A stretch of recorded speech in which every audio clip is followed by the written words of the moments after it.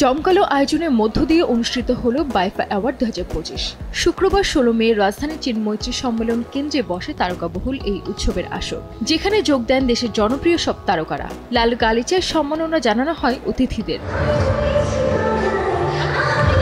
অনুষ্ঠানের শুরুতেই আজীবন সম্মাননা জানানো হয় গুণীজনদের। এক যুগের বেশি সময় ধরে গণমাধ্যমে সামাজিক ও শিক্ষামূলক অনুষ্ঠান নির্মাণ করায় উপস্থাপক ও পরিকল্পক হিসেবে বাইফা অ্যাওয়ার্ড 2025 পেয়েছেন জাতিসংঘের দুর্যোগ ঝুঁকি হ্রাস ফেলো ও গণমাধ্যম ব্যক্তিত্ব মোহাম্মদ মানসুরুল হক। এই সম্মাননা পেয়ে তিনি সংবাদ মাধ্যমে জানান, আমাকে অনেক বেশি অনুপ্রাণিত করেছে।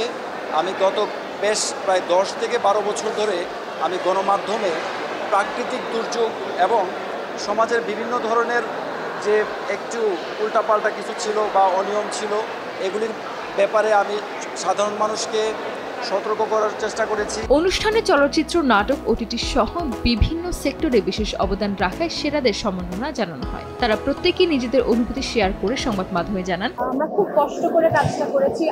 আমাকে অনেক কষ্ট করতে হয়েছে। একটা সার্কাসে কাজ করি, এরকম একটা মেয়ের চরিত্রে, তো ভালো লাগছে। কষ্টের স্বীকৃতি পেলে তো ভালোই লাগে। কাজল রেখা সিনেমা রিলিজ হওয়ার পর আমি অসংখ্য অ্যাওয়ার্ড পেয়েছি, আর বাইফা আমার ফার্স্ট অ্যাওয়ার্ড। সো আমি খুব এক্সাইটেড।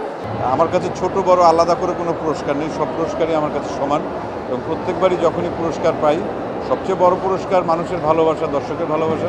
আমি আসলে তখন কথা বলতে পারি না মানে আমার অনুভূতিটা আসলে ব্যক্ত করতে পারি না, আমি বোঝাতে পারি না যে আমার মধ্যে কী হচ্ছে। কিন্তু আমি এটা বিশ্বাস করি যে জন্যে এই অ্যাওয়ার্ডটা আমার হাতে, যাদের জন্য এই অ্যাওয়ার্ডটা আমার হাতে, তারা আসলে আমার এই অনুভূতিটা ঠিকই বুঝে নেবেন। এদিকে গত বছর তৃতীয় সিজন থেকে বাইফা আজীবন সম্মাননা প্রদান শুরু করে। উপমহাদেশের কিংবদন্তি সঙ্গীত শিল্পী রুনা লায়লাকে প্রথমবার সেই সম্মাননা প্রদান করা হয়। তারই ধারাবাহিকতায় এবার আজীবন সম্মাননা পেয়েছেন দেশ নৃত্য জগতের শ্রেষ্ঠ দুই তারকা শামীম আরা নিপা ও শিবলি মাহমুদ।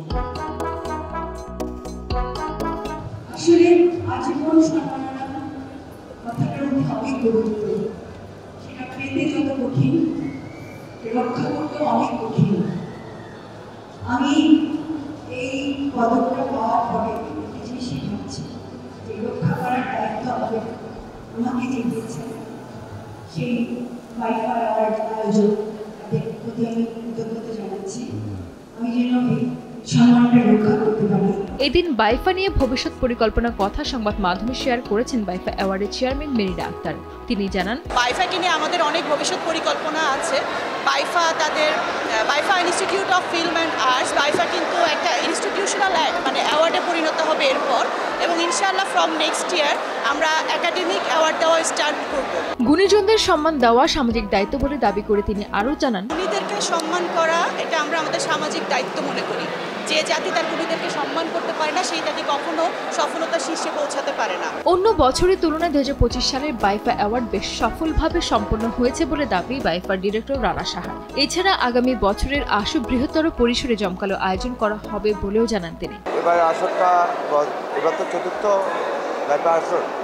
গত বছরের চাইতে এবছর আপনার অনেক বেশি সফলতা আমরা পেয়েছি। এই জমকালো আয়োজন আসতে পেরে আমন্ত্রিত অতিথিরা বেশ উচ্ছ্বসিত। তারা জানান, বাইফা অ্যাওয়ার্ডকে থ্যাঙ্কস দিচ্ছে এই জন্য যে সব ক্যাটাগরির যে সেলিব্রিটি তারা সবাই একটা জায়গায় নিয়ে আসছে, এইটা আমার খুব ভালো লাগে। খুবই সব কিছু মিলিয়ে খুব ভালো লেগেছে। ইনশাল্লাহ আমি খুবই ইনফ্লুয়েন্স হয়েছি। সো হোপফুলি আমি আমার জন্য বেটার কিছু এক্সপেক্ট করি।